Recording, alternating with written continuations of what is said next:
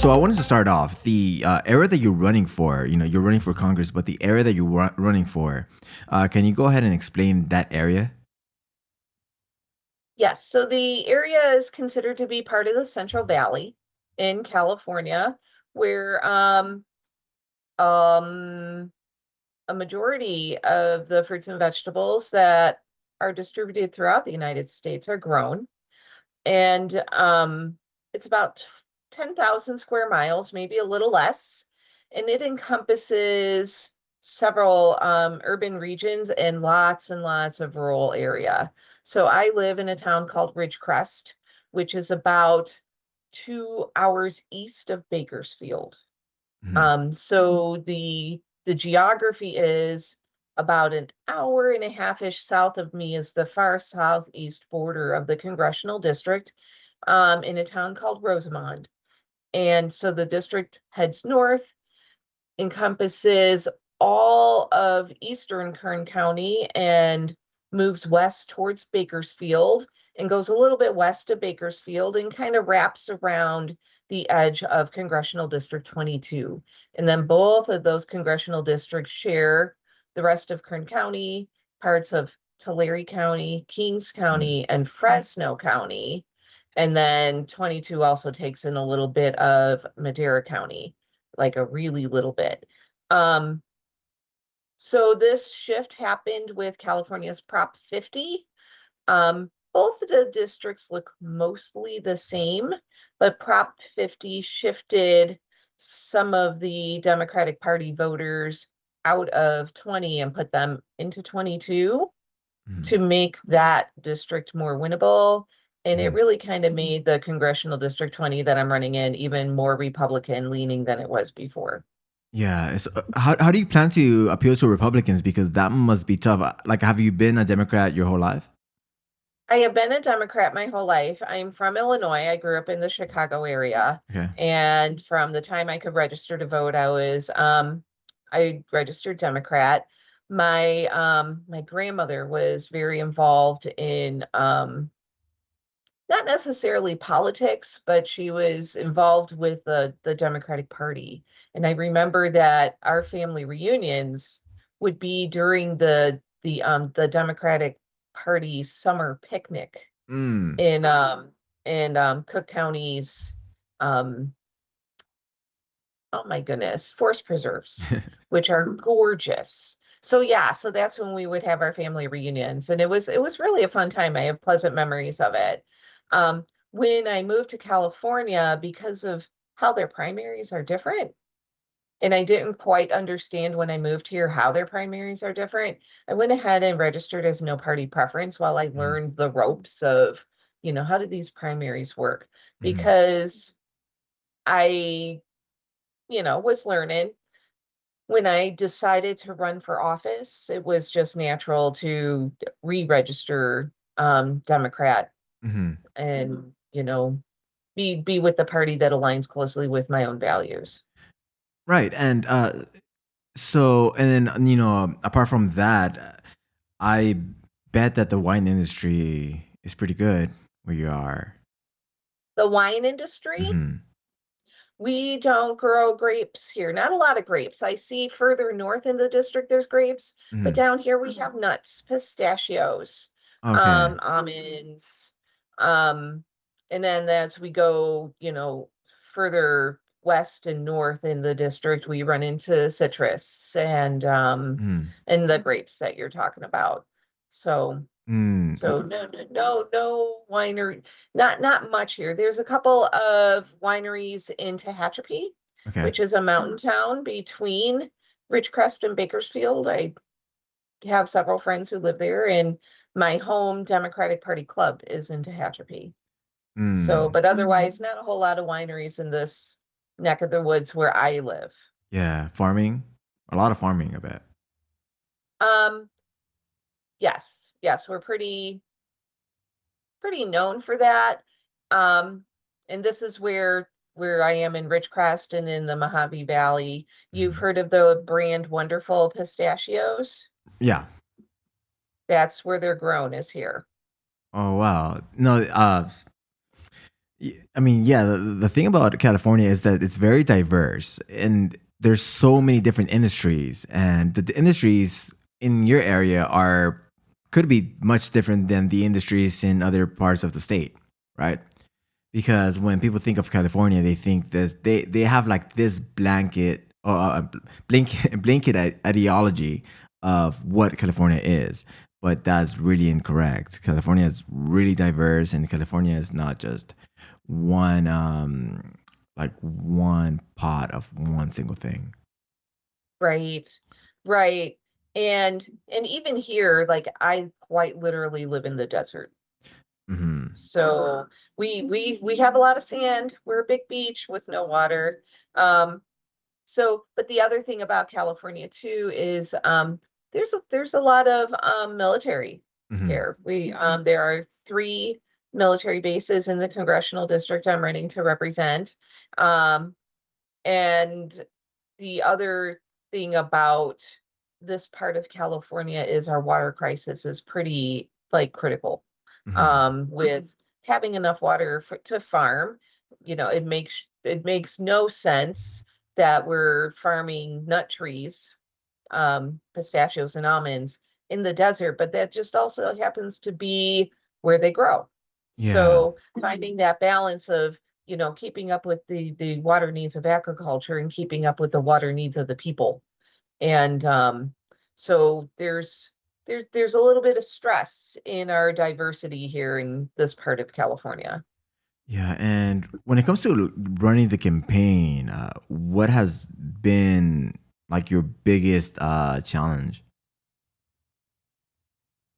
My biggest challenge started out as with after Prop 50 and with this congressional district specifically being made more safely Republican than it was before, um, just getting the support to run.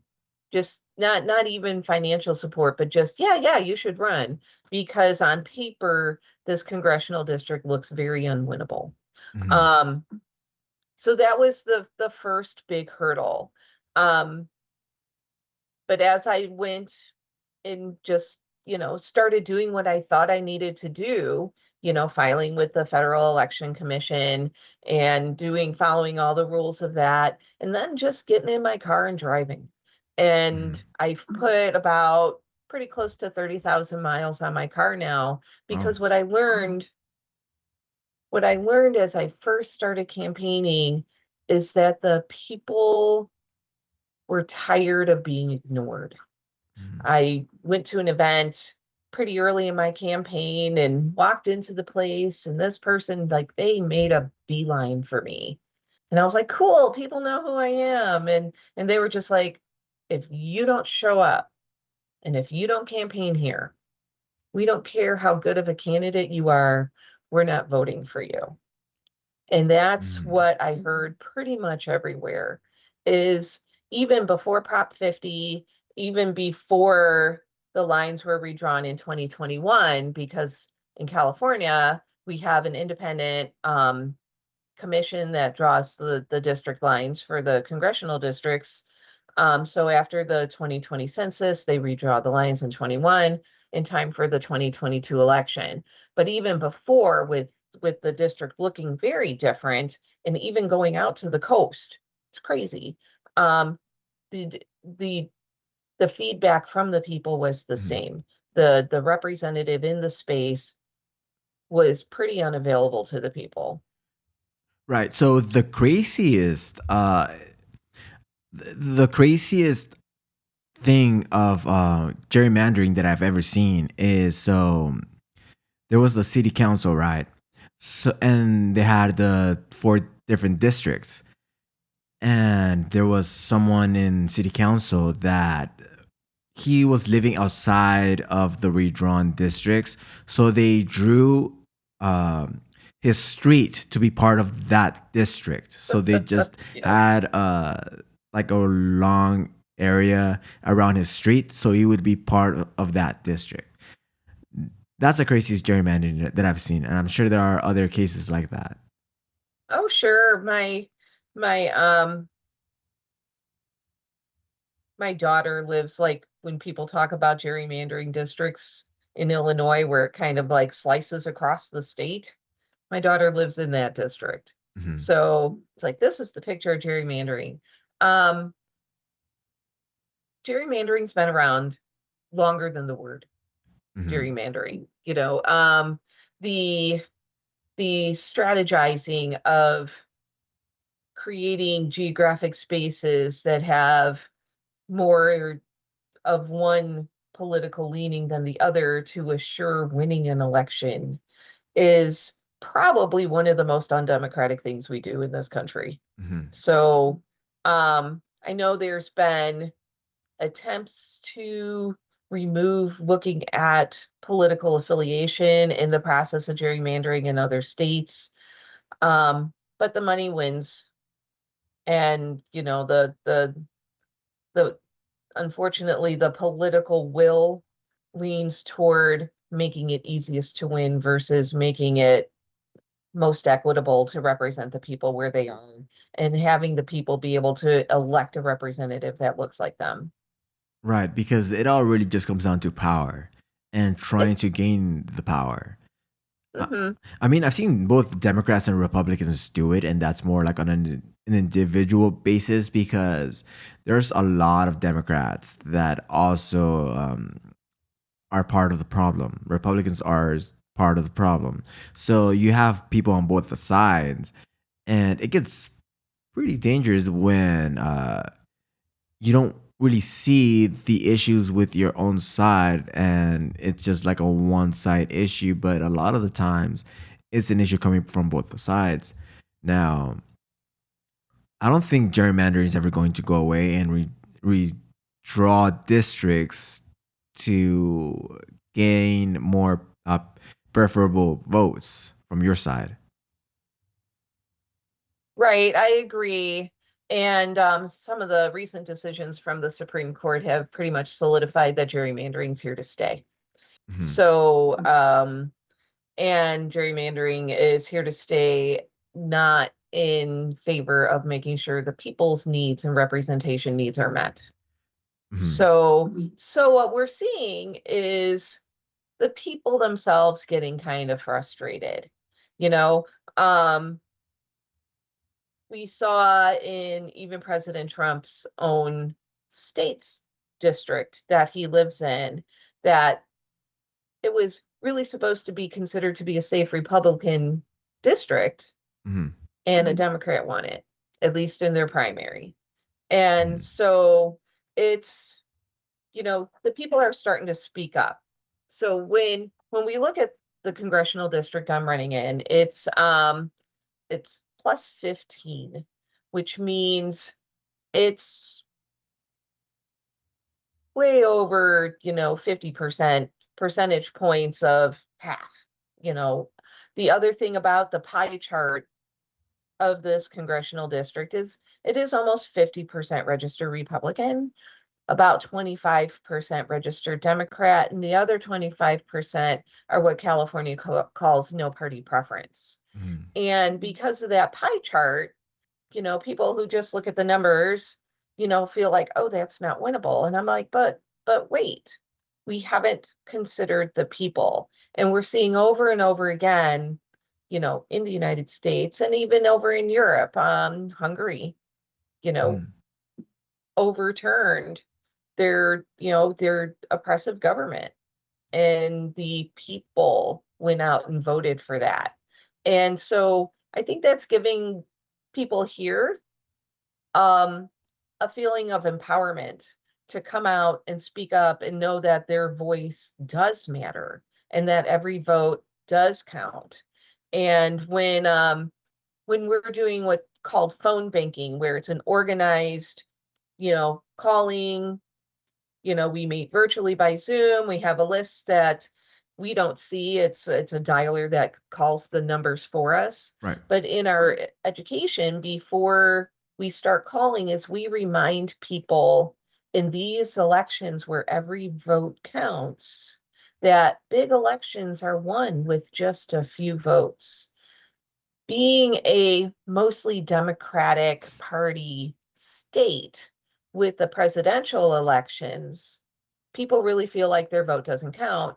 And both sides kind of feel the same way. So, like, for example, when, you know, a state that's mostly Republican leaning, those Democrats feel like their vote doesn't count in a presidential election, Mhm. which is how the Electoral College was set up, because when they set it up, they couldn't have possibly foreseen where we are, right? Yeah. And so I have a lot of people telling me, oh, my vote doesn't matter. And I agree with them.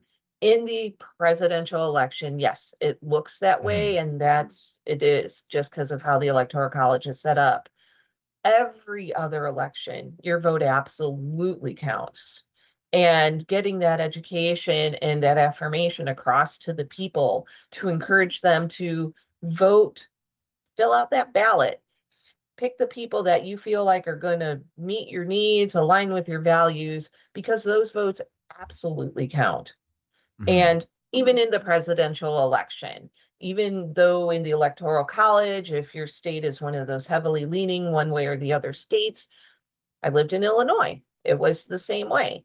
Um, still vote for that person Mhm. and let your voice be heard, even if the electoral college process seems to take that voice away from you. We are in a process. There are several states that are banding together to basically make a coalition to combine their electoral college votes. We don't have enough states to make it matter yet, Mhm. but they're working on it.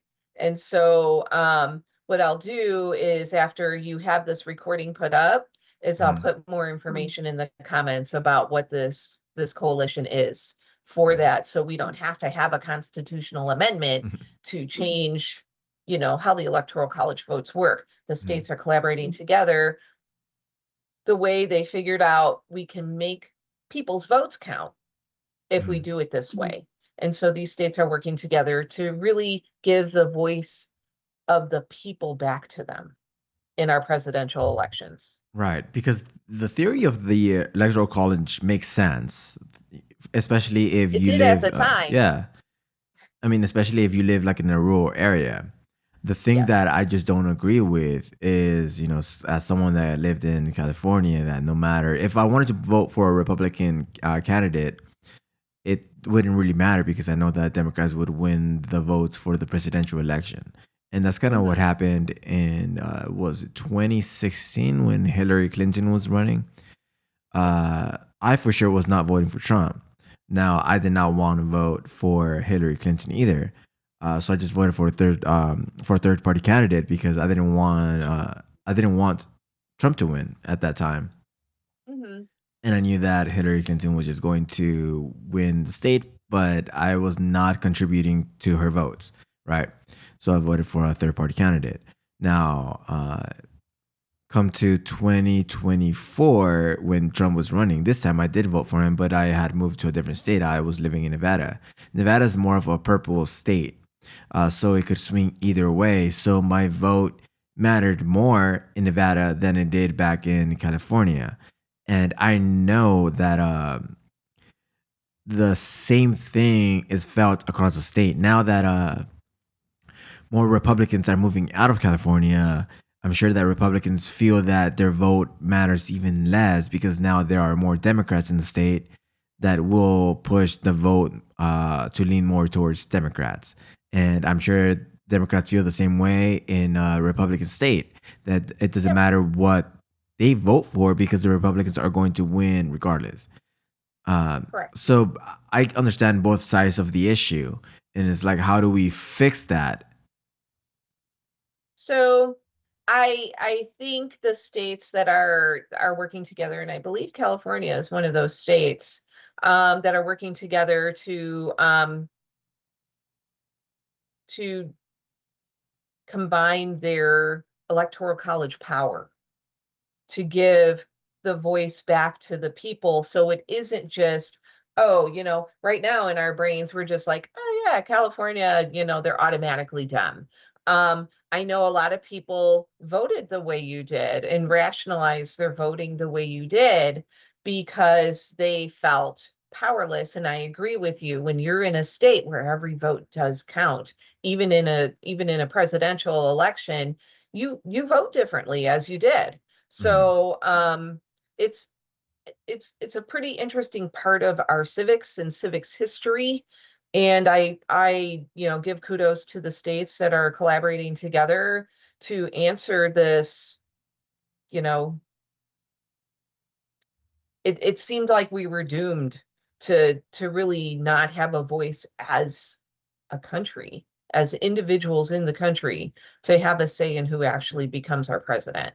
So we're Mhm. we're a little we're a little bit away from being able to implement this plan that they have.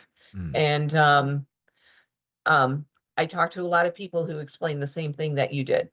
Mhm. When they realize, oh, this state that I live in, it seems like my voice doesn't matter.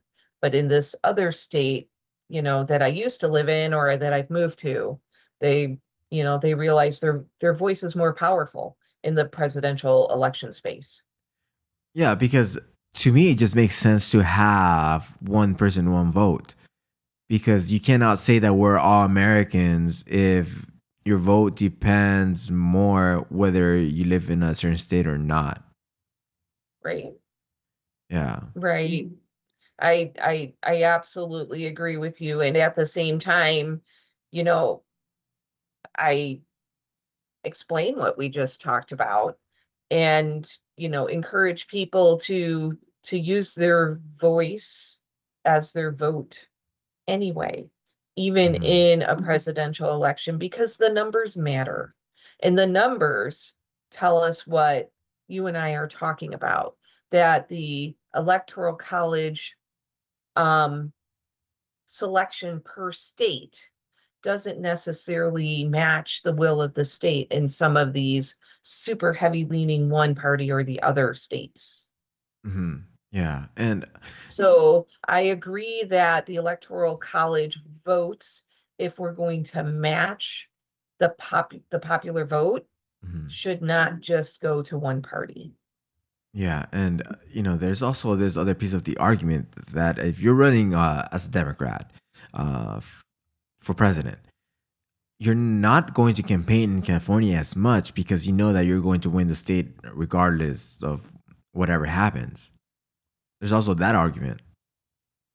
So, um, and I also saw it the other way because those heavily leaning states, one way or the other, the the party who's guaranteed to win also has no incentive to campaign in that state.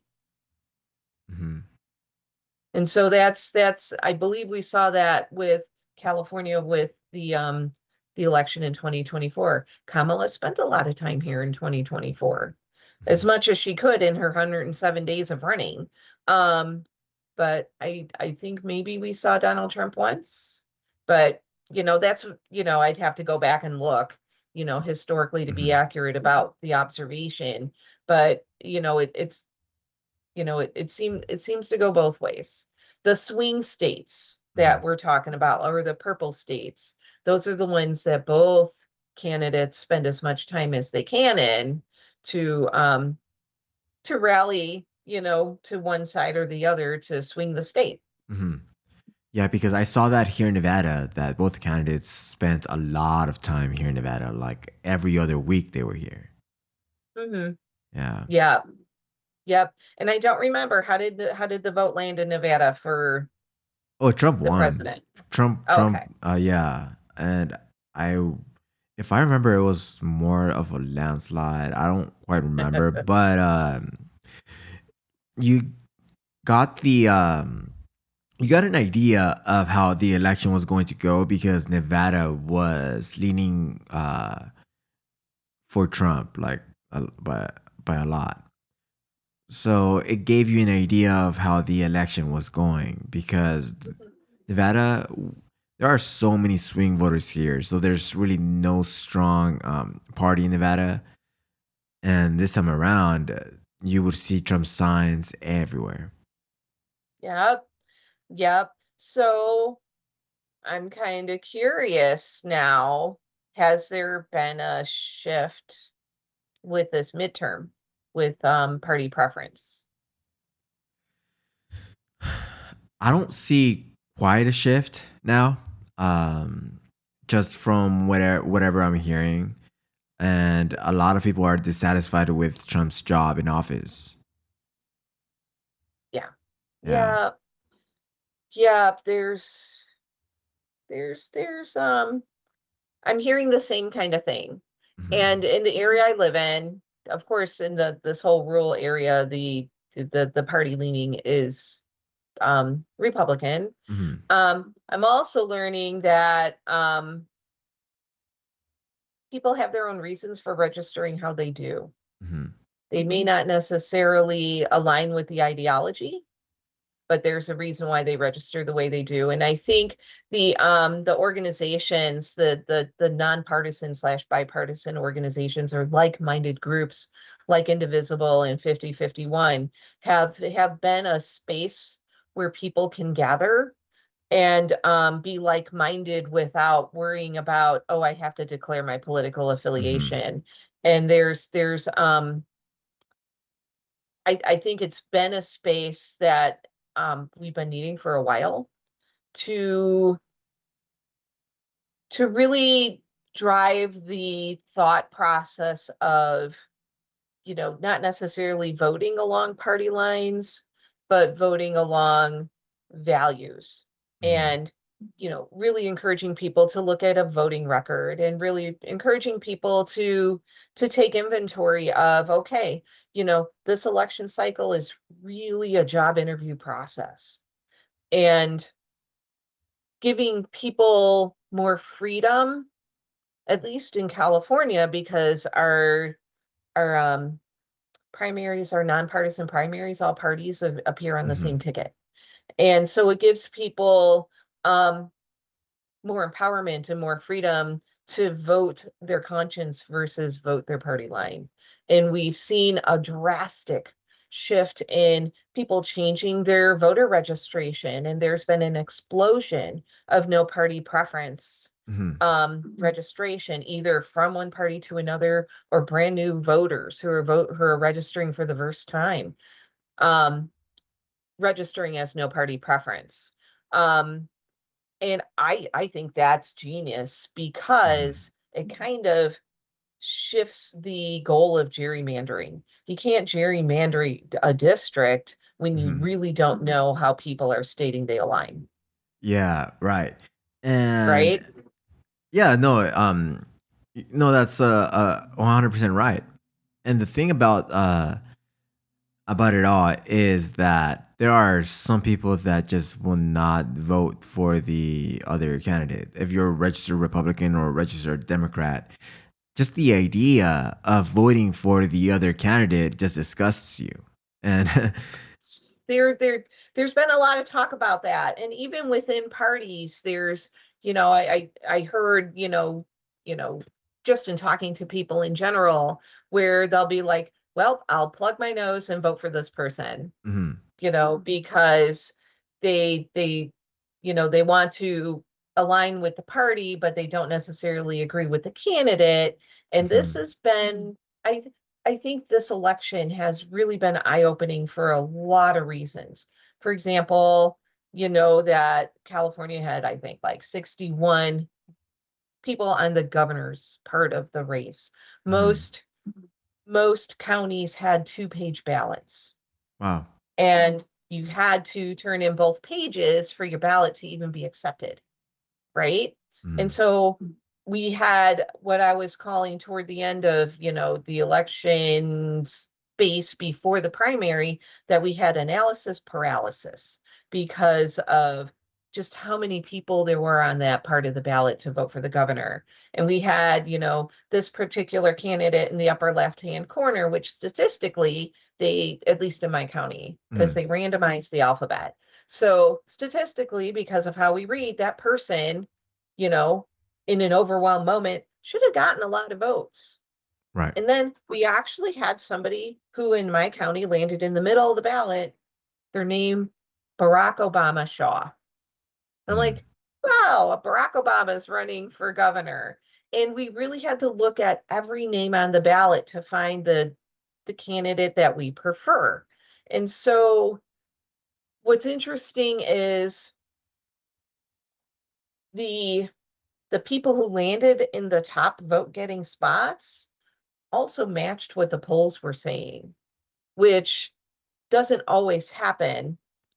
But the other thing I feel like from the Democratic Party side, which was, of course, the side I heard the most, was we were encouraged to rally around the candidate that we felt like had the best chances of winning versus the candidate who was really going to be able to meet the needs of the state in the next 4 years, which overlaps potentially two presidential administrations. So the one still in command, and then whoever gets elected in 2028. So it was a it was a thing in politics and in our voting process that I don't think we've really seen before, or if we've seen it before, I didn't notice it the way I noticed it this time. Hmm. So it's been really interesting. And things that people are learning about their civics process. For example, people didn't realize that if they didn't fill in a dot, that their whole ballot was still valid, and the Hmm. dots you do fill in are going to be counted. We've been programmed to think if you don't fill in all the dots, then your ballot's not valid. Oh no, turn in both pages. You don't Yeah. have to fill in every dot, or select somebody from each category. You can leave some blank, and the ones you pick are still counted. And so, just again, the empowerment of people can be involved as much as they're comfortable being involved, because the flip side of saying every vote matters is the people kind of also embrace the I don't want to make the wrong choice Hmm. because my vote does count. And in really tight races, that one vote can make the difference. And Yeah. people kind of like they don't want to own that responsibility. Oh, it was my vote that caused somebody to win or lose, kind of thing. And so, I'd like to encourage people to move away from that, and we're really kind of playing a game of 52 card pickup. Throw your voice up in the air, and how the collective count falls is how the results will be. So I'm really proud of California, and I'm proud of my congressional district for turning out to vote in a space where people have felt unheard for so long. I just looked this morning before we came on.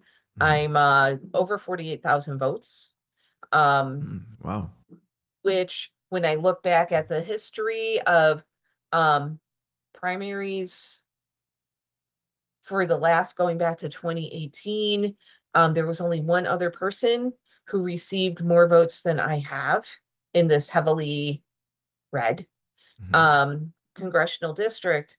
And that was in a presidential primary in 2020. So the amount of votes that I received is a message, that people are ready for change. And I'm glad they spoke up, and I'm glad they came out to vote. Hmm. So, kudos to us that, the people are coming out and they're taking control of this election process, and gerrymandering be damned. So, Hmm. so, um, so yeah. Yeah. Do you think that may be one of the reasons that primaries don't have as many people voting because it's just overwhelming? You have way more candidates than you do it during the general. I think that's part of it, but I also think that in the people, that I've been talking to who may not be, well, I guess it doesn't matter. Some are lifelong Californians, some are people who have moved here um, after 2010 when our primaries were made they are the way they are now. Um, that they think that the primaries function the way a lot of other states do. Like, for example, in Illinois, you only see your party's candidates on your ballot in the primary. And then the top vote getters from each of the party primaries are on the ballot together in November. Mhm. So, so they understand that it also works that way here. And when I explain to them that it doesn't, and a lot of people have been getting on board with me, where especially in congressional districts or in regions where one party is much more represented than the other party, the primary is our election so that Mhm. we have a choice in November. And people are starting to grasp onto that and understand that. And I think they answered appropriately and loudly with coming out to vote this time. Um, I'm also impressed with how many first time people there are running. Um, there's a ton of us who have Mhm. never run before for any political office. And this is also the people speaking up saying we're ready for change. And the only way we're going to get change is if we jump into the inside and make change from the inside, because we've been told as a population in general, your voice doesn't matter as much as the donor dollars. And so we're we're coming out and we're like, well, we need our vote to matter. I am running a very unorthodox campaign, and I've had to kind of argue with people that are supporting me to, kind of go with this. I am not Mhm. seeking any endorsements from anyone, and I am not seeking any organized money or what they call PAC money Mhm. from corporations, not seeking money from unions. I am very pro union. I believe that without unions, we would not have the workers' rights that we have. Um, Very pro union. But to answer your question about Mhm. how am I speaking to the Republicans, I'm becoming approachable, because what I learned in my talking to people is that people make decisions on who to vote for by who's endorsed them or where they get their money from. And if they don't like who's endorsed them, or they don't agree with where they get the money from, they don't vote for the candidate. So making Mhm. sure that the people know the money is coming from you, individual donor, and I am accountable and responsible to you, Yeah. even if you didn't vote for me, because that's the way it's supposed to be. And so it's been interesting. I've been doing a ridiculous amount of research. I've told people that the learning curve for learning to run for office is pretty perpendicular. I There's bet. no curve to it. And but in the reading and research that I've been doing, I went in and I was just like, were individual voters ever involved in the campaign finance process? And Mhm. the answer is no. They really didn't become involved in the campaign finance process until the internet came around. Mhm. And President Obama was the first one to really optimize the internet and fuel the people to to donate to him directly versus donating to PACs or to unions or to, you know, the Democratic Party itself, or, there's a lot of learning that the population needs to do, that if they want to see a candidate on the ballot, they really need to be financially supporting that candidate, because unfortunately we can't get away from money in politics. I figured out just the very minimum that I need to run a campaign that people expect to see is about $750,000 Mhm. from primary to November. Wow. So that I don't make that kind of money. I can't self-fund. So I really need for the people to be donating to me. And the human behavior process of big groups is everybody hopes that somebody else will do it. Mhm. And we need to shift the mindset of, if I want this candidate to succeed and have a good chance of winning, I need be the person that donates to them. And so Mhm. it's, with being in this congressional district, though, to be fair, A lot of people look at that pie chart and they don't see it as being winnable. And I've actually been told to my face, I'm not donating to you because I don't think you're going to win. Okay, very good. That's where you're at, and I accept that, and I'm still going to represent you. You know, there's no line that I'm going to draw to be like, I'm only representing people who've donated to me, or I'm only representing people of my party. Mhm. When you're running to represent a geographic space, you're running to represent all of the people in industry and all the things in that geographic space. And I don't think we've been seeing that enough from the people who are currently serving. Yeah. It almost seems like money in politics is always going to be a problem and it's never going to go away. It's not. It's not. One of the first interviews I did after I announced my campaign, they asked me if I would endorse for a specific person to be the Speaker of the House um, when if I were to be elected. And and so I did some homework because they gave me a heads up of they were going to ask that question. And I did some homework about money and politics. And my first thing I saw was, oh, I don't think I'd vote for them or endorse for them to be the Speaker of the House because of where they get some of their donations from. But then I Mm. looked deeper into it. And the money in politics after you're elected is even more intertwined and insidious into the definition of power behind the scenes.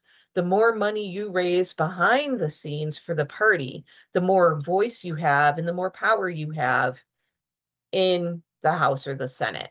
And so I was just like, well, Mhm. you can't quite get rid of that in one election cycle. It's going to take us as long to get out of this mindset of how we do money in politics and giving the voice and the power of money back to the individuals um than one election cycle. It was pretty amazing, and it changed my answer about how I would proceed if I'm elected. How would I endorse this person to become Speaker of the House? And now my answer is you're assuming they're going to be reelected. Mm. Um, Right. we're not there yet, and nothing is in stone until we're being all sworn in on January 3rd next year. So, but if that person is reelected, I would go for know-how and stability versus, um, Mhm. chopping us off at the knees. And um, in my house with my children, when we're going to experience a big change, I encourage big change be made with that big change. Swearing in a new house and electing choosing a speaker is not that time to have big change with big change. We need stability, we need know-how, we need somebody who knows the ropes to guide this 120th Congress through the last 2 years of this administration. So that's kind Mhm. of where I'm at. We got to see who's reelected and make our informed decisions from there. Yeah, we'll see what happens because it's going to be an exciting election this time Yes. around. Yeah, it Uh, is. and it seems like there's a lot of people dissatisfied with the current administration, and we're seeing that. So I don't know if that's going to translate into votes or if people are just not going to turn out to vote. So my strategy with my campaign is to make sure that people understand how important it is that they come out and vote. And they come out and vote their conscience. And they come out and vote informed. And, for those Democrats, please vote along the party line because I'm the right candidate for this job. And what I keep explaining to people is we have 2 more years of this administration, and we're already on the path of how this administration and um how our own quality of life is going to be affected over the next 2 years as the one big beautiful bill is implemented. Here in California, we've already had for CalFresh, which is our SNAP, our food stamps. Right. Um, the work requirements already went into effect June 1st. For people who don't meet the work requirements, they're going to start losing their CalFresh in September. So by the time we get to November, we're going to have two waves of people throughout the state and my congressional district where more than 40% of the population in the congressional district utilize CalFresh. And so we're going to have a significant number of that population losing access to supporting their family and feeding their family. And we're going to have to see a ramping up of, people needing to go to food banks. And, you know, the things that are going to get people to come out and vote are the blue wave. The Mhm. things that are going to get people to come out are the blue wave and actually being contacted by the candidate. The strategy is we're going to reach almost 500,000 people, either in person, by mail, or by phone before the election.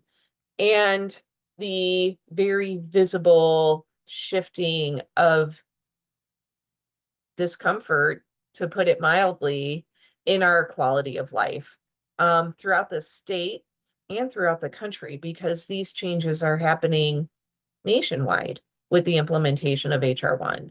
So there's other things that are going to be implemented, as the school year starts, how we access special education, the funding for special education, where money goes and how we get money. And of course, because we're a predominantly blue state right now, there's over $1 billion of Medicaid funding being held by the federal government while they're waiting for verification that the federal government should pay that bill.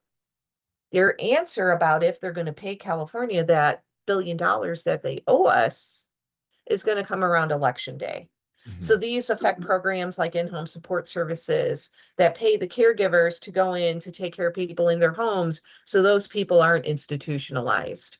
We're going to be seeing a whole lot of inaccessibility of services that people have grown accustomed to having access to.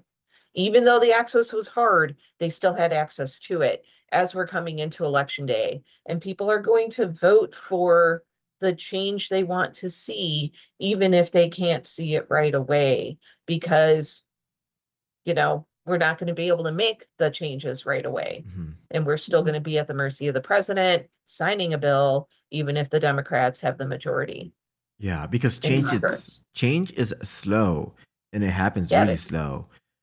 But I Mm-hmm. just can't wait to see what happens. Yes, same. The other thing I want to reiterate is decisions that are being made now in Washington, they're going to affect us some, but they're going to affect our children and our grandchildren more. And so make your choices about who to vote for based on what you want to see for your kids and your grandkids. Because I'm going to tell a story, and I know we probably need to be wrapping up here soon for you. So 40 years ago, I was a junior in high school in suburbia Chicago. And our member of the House of Representatives came and spoke to the junior class. In Illinois at the time, we had to take US history and we had to absolutely pass the US Constitution test and the Illinois Constitution test to graduate from high school. So those were pretty specific requirements.